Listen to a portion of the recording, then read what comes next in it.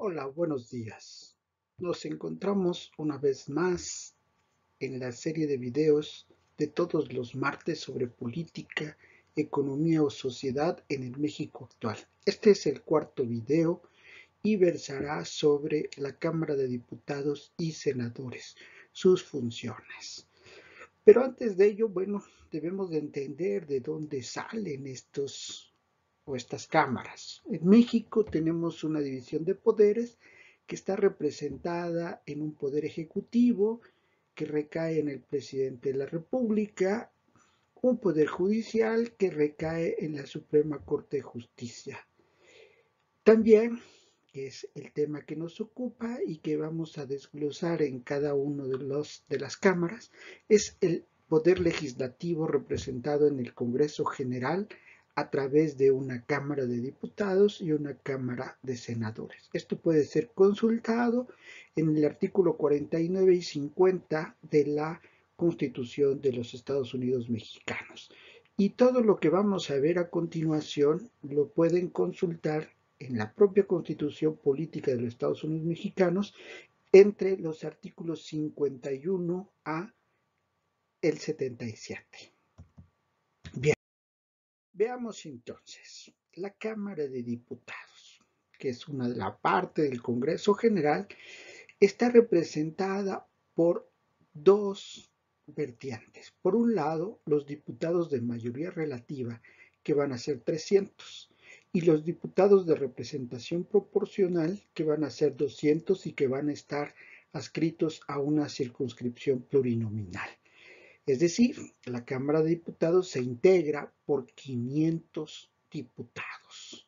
Es muy importante entender que para ser diputado se necesita ser ciudadano mexicano por nacimiento, en el libre ejercicio de sus derechos, tener 21 años al día de la elección y ser originario de la entidad federativa o vecino residente de más de 6 meses antes del día de la elección. Vamos a ver también que podrán ser electos por 4 periodos consecutivos. Y cabe mencionar que hay una serie de restricciones para quien quiera ser diputado. Primero es no estar en activo en el Ejército Federal ni en los mandos superiores de la policía o de la Gendarmería Rural, a menos que se renuncie con 90 días de anticipación. De igual manera, no se puede ser diputado si se ha sido titular de los organismos autónomos, si se ha sido secretario o subsecretario, ni titular de los organismos descentralizados o desconcentrados de la Administración Pública Federal, claro, a menos que se renuncie 90 días antes. También es conveniente señalar que no se puede ser diputado si se fue o si es ser ministro de la Suprema Corte de Justicia de la Nación, ni magistrado, ni secretario del Tribunal Electoral del Poder Judicial Federal, ni consejero presidente o consejeros electorales, a menos que se separen, fíjense bien, con 3 años antes del día de la elección. No se puede ser tampoco diputado si se ha sido gobernador de los estados ni jefe de gobierno de la Ciudad de México durante su periodo, ni aun cuando se separe de ese cargo. También es conveniente señalar que no se puede ser secretario si se ha sido secretario o gobernador de las entidades federativas, magistrado o juez federal o local, presidente municipal y en el caso de la Ciudad de México haber sido alcalde. A menos, claro está, que se separen con 90 días de anticipación el día de elección. También es importante señalar que para el caso de los 200 diputados de representación proporcional, se tiene que ser originario de las entidades federativas que comprendan la circunscripción plurinominal de la cual serían representantes, o que hayan sido vecinos por más de 6 meses de estas entidades federativas.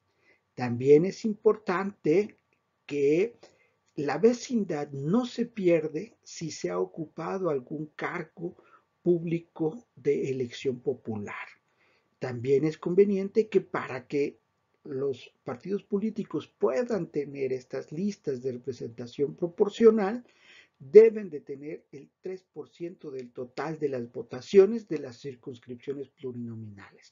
Y desde luego, algo que dejo al último, que es también muy importante, es que no se puede ser diputado si se ha sido o si se es ministro de culto religioso. Estos son y son muy importantes. Pero, ¿qué hacen estos diputados que son los representantes de la nación? Bueno, el primer elemento es que se convierten ellos expiden el bando solemne en donde se le declara presidente electo de conformidad a lo que el Tribunal Electoral del Poder Judicial Federal haya emitido. También ellos se encargan de coordinar y evaluar el desempeño de la Auditoría Superior de la Federación, que es un órgano técnico especializado de llevar a cabo las auditorías al ejercicio presupuestal. También es conveniente que ellos, los diputados, ratifican el nombramiento que el presidente de la República haya hecho del secretario de Hacienda. Claro, aquí hay que tener mucho cuidado porque en México ya se contempló que sí se puede establecer un gobierno de coalición y en este caso la atribución va a recaer en los senadores. Vamos a comentarlo más adelante, así como de los demás empleados superiores de Hacienda. Pero si no, es la Cámara de Diputados la encargada de ratificar el nombramiento del secretario de Hacienda y de diversos empleados superiores de la propia Secretaría. También la Cámara de Diputados es la encargada de aprobar anualmente el presupuesto de egresos de la Federación, claro, de conformidad a lo que se haya establecido de las contribuciones, es decir, que se tenga la capacidad para poder gastar.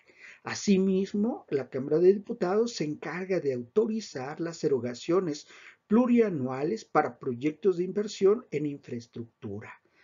Es también conveniente señalar que la Cámara de Diputados recibe el 8 de septiembre la iniciativa de ley de ingresos y del proyecto de egresos de la Federación y que tendrá para aprobar el presupuesto de egresos de la Federación a más tardar el 15 de noviembre.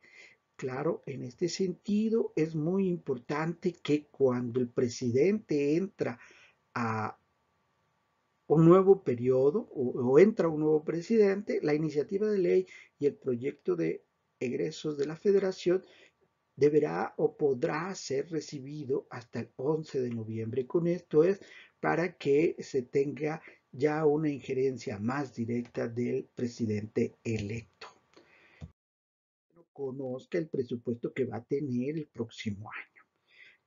Es también conveniente declarar que las funciones de la Cámara de Diputados son importantes porque él es el encargado de convertirse en los juicios políticos, de conocer e imputar a los servidores públicos que hayan caído en irregularidades y que se les lleve a cabo un juicio político. Por lo tanto, la Cámara de Diputados es el órgano de acusación.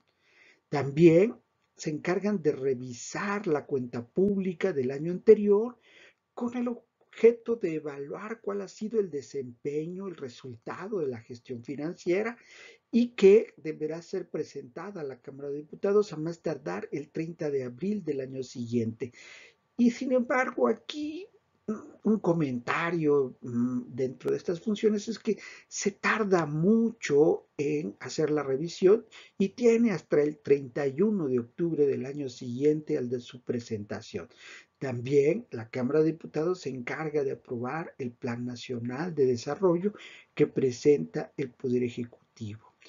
De igual manera, es el encargado de designar por las 2/3 partes de sus miembros presentes a los titulares de los órganos internos de control de los organismos que tienen una autonomía, pero que ejercen recursos del presupuesto de egresos de la Federación.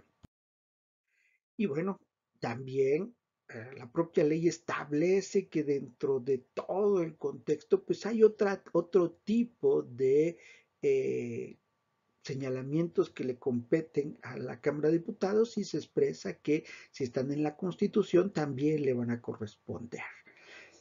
Eh, Cabe destacar también que la Cámara de Diputados, al aprobar el presupuesto de egresos, deberá de tener mucho cuidado y deberá de establecer la retribución que tendrán todos los empleados de gobierno, y de no hacerlo, se quedará establecido el que haya existido en el presupuesto anterior.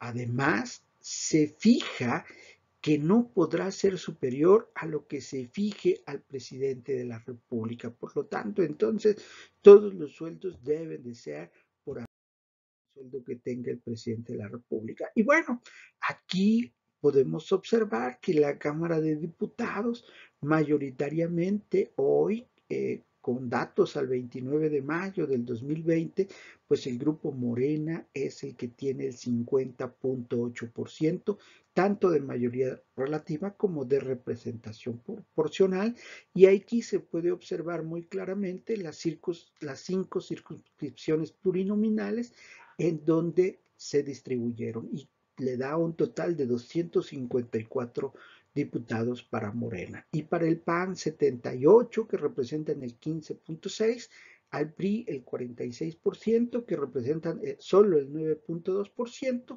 al Partido del Trabajo 40%, que representan el 8%, y bueno, así subsecuentemente hasta ver a los representantes independientes, que solo tienen una muy pequeña representación. Bajo este sentido, bueno, Morena tiene la mayoría. Pero esto no es el tema que nos ocupa, sino son las funciones de las cámaras. La Cámara de Senadores, que está representada por 128 senadores, pero por 3 principios. El primero es que 2 sean elegidos, 2 de cada entidad federativa o de los estados y de la Ciudad de México, que hacen un total de 64, son elegidos de acuerdo al principio de mayoría relativa, es decir, el que obtenga mayores votos.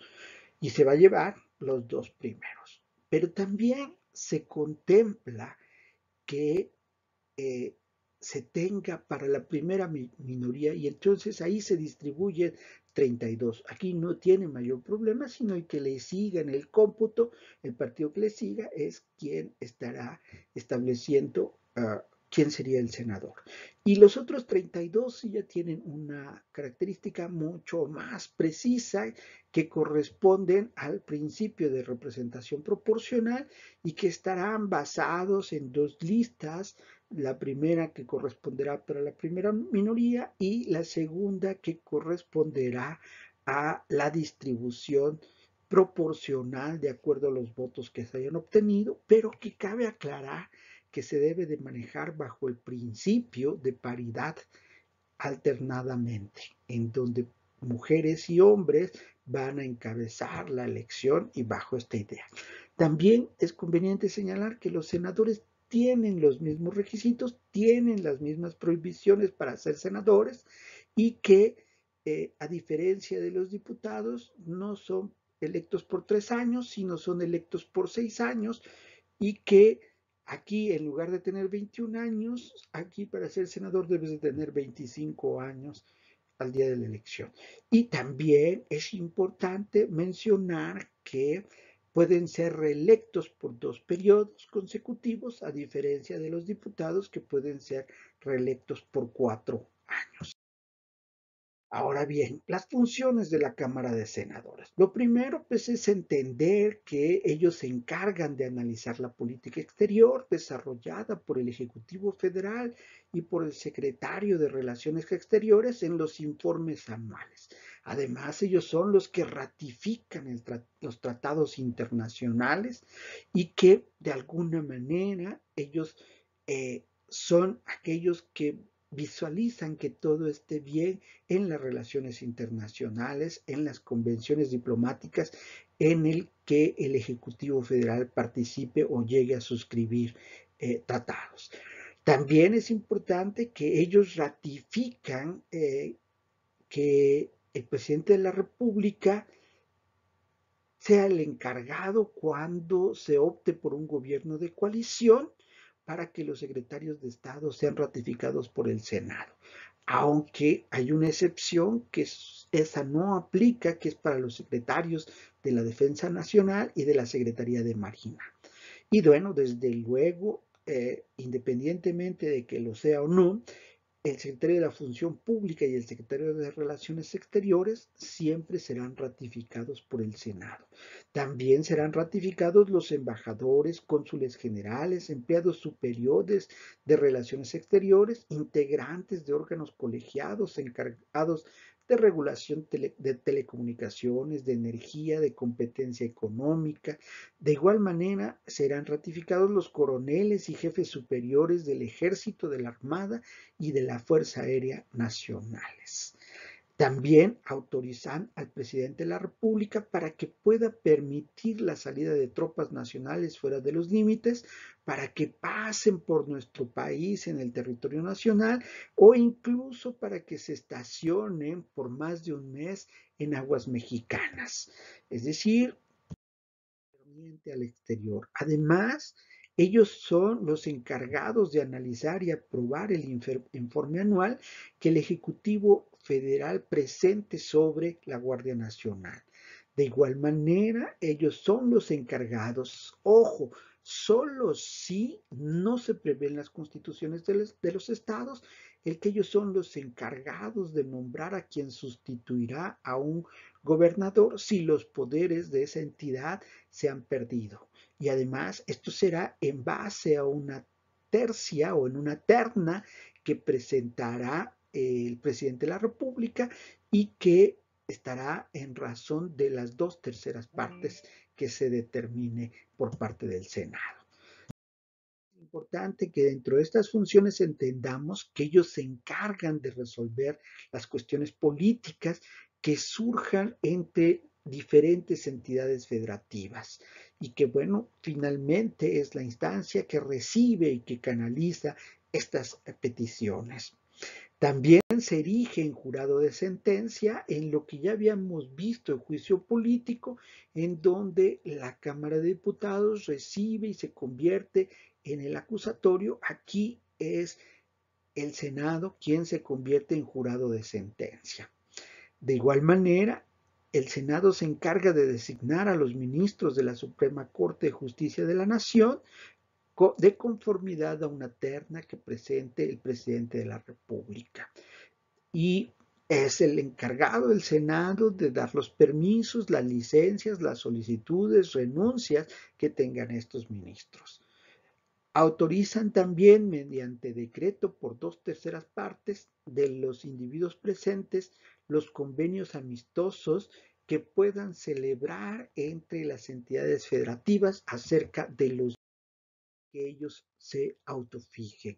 Además, ellos se encargan de analizar y aprobar la Estrategia Nacional de Seguridad Pública que fortalece lo que ya habíamos visto anteriormente acerca de la Guardia Nacional. Además, ellos son los encargados de nombrar a los comisionados de organismos garantes de acuerdo al artículo 6 constitucional y que de alguna manera establecen o están previstos en las disposiciones de la ley.